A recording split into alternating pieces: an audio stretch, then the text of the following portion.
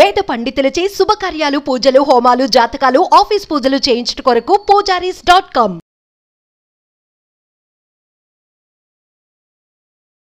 నమస్తే అమ్మ. నమస్తే అండి. అమ్మ, ఈ సెప్టెంబర్ నెలలో అమ్మ అసలు సింహరాశి వారికి ఏ విధంగా ఉంటుంది? వీళ్ళు ఎలాంటి పరిహారం చేయాలి అసలు?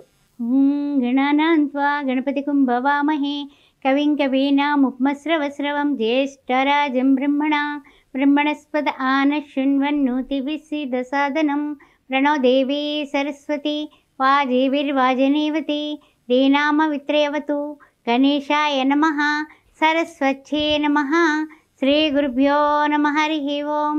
ఓం శ్రీ మాత్రే నమః. ద్వాదశ రాశుల వారికి సెప్టెంబర్ మాస ఫలాలు ఏ విధంగా ఉండబోతున్నాయో తెలుసుకుందామని ఇప్పుడు మనం అనుకుంటున్నాము. తెలుసుకుందాం మరి ఏ విధంగా ఉండబోతున్నాయి. 1/9/2024, 30/9/2024. ముఖ్యంగా చూసినట్లయితే కనుక మనకి మార్పులు చేర్పులు, గ్రహముల యొక్క మార్పు చేర్పులు మొట్టమొదటి తెలుసుకుందాం. 5వ తారీఖున బుధుడు సింహరాశిలోకి మారబోతున్నాడు. అదేవిధంగా 16వ తారీఖున యథావిధిగా రవి సింహరాశి నుంచి కన్యారాశిలోకి కన్యా సంక్రమణం జరగబోతోంది. అదేవిధంగా 19వ తారీఖున శుక్రుడు కన్యలో ఉన్న శుక్రుడు తులలోకి మారబోతున్నాడు. నెక్స్ట్ 24వ తారీఖున బుధుడు కన్యలోకి మారబోతున్నాడు, అంటే స్వక్షేత్రంలోకి రాబోతున్నాడు 24వ తారీఖున. ఇది గ్రహముల యొక్క సంచార వివరాలన్నమాట. అయితే ఏమిటంటే కనుక ఇప్పుడు ద్వాదశ రాశుల వారికి ఏ విధంగా ఉండబోతుందో అనేది మనం ఇప్పుడు పరిశీలించుకుందాం. సింహరాశి వారికి సెప్టెంబర్ మాస ఫలాలకి స్వాగతం, సుస్వాగతం. ఈ నెలలో మనకి ఉండాల్సినటువంటి విషయం ఏమిటంటే మఖ నక్షత్రం, పుబ్బ నక్షత్రం, ఉత్తర ప్రథమార్థం వీళ్ళందరికీ కూడానండి కొన్ని విషయాల్లో గ్రహ సంచారాలు మధ్యమ పరిస్థితిలో ఉన్నాయని చెప్పుకోవచ్చు. కారణం ఏమిటంటే రవి తన రాశిలో ఉన్నప్పటికీ 15వ తారీఖున ద్వితీయంలోకి మారబోతున్నాడు. ద్వితీయంలో కేతువు, శుక్రుడు, రవి ముగ్గురు కూడా త్రివేణి సంగమం అవుతారు. తర్వాత చూసినట్లయితే సింహరాశి వారికి 7th హౌస్లో శని భగవానుడు, 8th హౌస్లో రాహువు, 10th హౌస్లో గురువు, 11th హౌస్లో కుజుడు, ద్వాదశంలో చూస్తేనేమో బుధ చంద్రుల కలయిక. ఏ విధంగా ఉండబోతోందయ్యా అంటే కనుక కాస్తంత మిశ్రమ ఫలితాలే కనిపిస్తున్నాయి. అంటే యథావత మనం చెప్పాలంటే కంప్లీట్గా హ్యాపీ అండి అని, సంతోషం అండి, చాలా గొప్పగా ఉంటారు, మీరేం సాధించినా నెంబర్ 1 అని అనలేము. అలా అని మరీ పాతాళానికి కాదు, మధ్యమ పరిస్థితిలో ఉంటాయన్నమాట.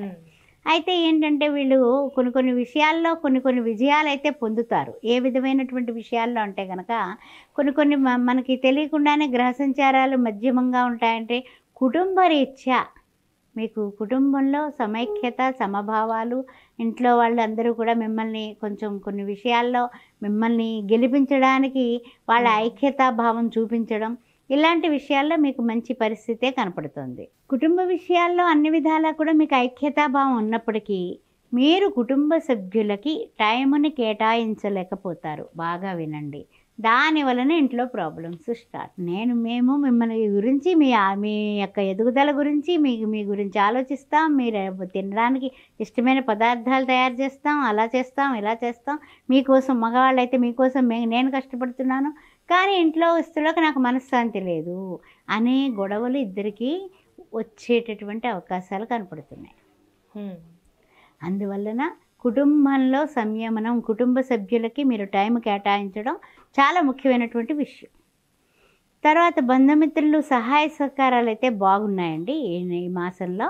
ఏంటంటే ముఖ్యంగా ఏదైనా సరే పెళ్లి సంబంధాల విషయంలో, లేకపోతే ఏదైనా పెట్టుబడుల విషయంలో బంధుమిత్రులను ఏదైనా సహాయం అడిగినా ఆర్థిక సహాయాలు కూడా చేసే అవకాశాలు అయితే బాగున్నాయి. అంటే ఇప్పుడు వ్యాపారస్తులు కూడా బాగుంటుందమ్మా ఆర్థికంగా చూసుకున్నట్లయితే? చాలా బాగుంటుంది. స్థిరాస్తులు కొనుగోలు చేస్తారు. తర్వాత చూస్తేనేమో వాహనాలు కొనుగోలు చేయగలుగుతారు. క్రయ విక్రయాదులు అంటే ఏంటి, ఏదైనా చూడండి ఇప్పుడు రియల్ ఎస్టేట్ రంగం అన్ని విధాలా బాగుంటుంది.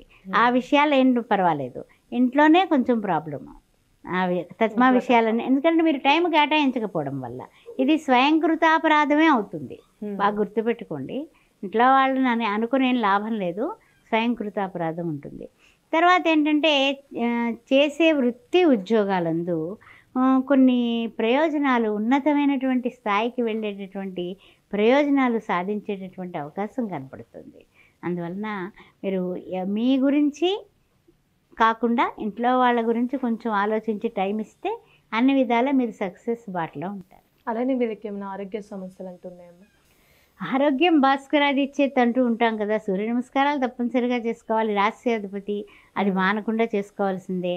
అంతేకాకుండా మీరు చేసినటువంటి పని ఏమిటి, ఒక శుభకార్య ప్రయత్నం చేసి మీరు వదిలేశారు క్రిందటి మాసంలో, ఈ మాసంలో దాని రిజల్ట్ మీ ప్రయత్నం ఫలిస్తుంది. మాసాంతానికి ఒక పెళ్లి కుదురుతుంది. అమ్మ, ఈ రాశి వారికి సంబంధించిన పరిహారాలు అంటే ఏంటమ్మా అసలు? అసలు ఈ రాశి వారికి చెప్పాలంటే కనుక ఆరోగ్యం భాస్కరాది ఇచ్చేది అనుకుంటాం కాబట్టి రవికి సంబంధించినటువంటి పరిహారాలు ఎట్లాగా చేసుకోవాలి, ఎలా అంటే కనుక సూర్య నమస్కారాలు చేసుకోవడం. అంటే రాశ్యాధిపతి రాశిలో ఉన్నాడు, 16వ తారీఖున అట్లాగా మారబోతున్నాడు. అందు గురించి రవి, మిత్ర, సూర్య, ఖగ, భాను, పూష, హిరణ్యగర్భ, మరీచ, ఆదిత్య, సవిత్ర, అర్క భాస్కరేభ్యో నమః. ఆ 12 కష్టమంటారా? ద్వాదశనామాలు పోనీ భాస్కరేభ్యో నమః అని దండం పెట్టుకోండి. ప్రతిరోజు డిసిప్లిన్గా డివోషన్గా మనకి కనిపించే నారాయణ స్వరూపం ఈ ఆదిత్యుడు. అందువల్ల ఆదిత్యాయ నమః అని దండం పెట్టుకోండి. మీకు తప్పనిసరిగా ఆరోగ్యం బాగుంటుంది, ఆలోచనలు బాగుంటాయి. ఐశ్వర్యానికి కూడా ప్రదాత సూర్యభగవానుడే. ఆ విధంగా మీరు సూర్య నమస్కారాలు చేసుకోవడం, సూర్యభగవానుడికి చక్కగా పేరు చెప్పి గోధుమ పిండో గోధుమ రొట్టెలో కుక్కలకు వేయటం, గోధుమ పిండి దానం ఇవ్వడం, ఇలాంటి పనులు చేసుకోండి, అద్భుతంగా ఉంటుంది. ఇంకా చెప్పాలంటే కనుక కొన్ని విషయాల్లో మీరు ఉన్న స్థితి నుంచి ఉన్నత స్థితికి వెళ్ళడానికి అమ్మవారికి సంబంధించి చక్కగా కుంకుమార్చన ఒక్కసారి చేయించుకొని శ్రీ మహాలక్ష్మీదేవికి ఏ వారం చేయించాలమ్మా? శుక్రవారం నాడు చేయించు. శుక్రవారం. ఎందుకంటే ద్వితీయంలో శుక్రుడు ఉన్నాడు కదా, శుక్రవారం పూట చేయించుకొని చక్కగా 6 డజన్లు గాజులు, ఎరుపు, ఆకుపచ్చ, పసుపు తీసుకొని గుడికి పట్టుకెళ్ళి అక్కడ 6 ముత్తైదులను చూసుకొని పసుపు, కుంకుమ, తాంబూలం వాళ్ళకి ఇచ్చి వాళ్ళ చేత అక్షింతలు వేయించుకుంటే మీ ఇంటి ఆడవాళ్ళు, మగవాళ్ళు అక్కర్లా, మీ ఇంటి ఆడవాళ్ళు ఆ పని చేస్తే మీకు యోగదాయకంగా ఉంటుంది. మంచి పరిహారం తెలియజేస్తారమ్మా. ధన్యవాదాలు. శ్రీమాత్రే నమః.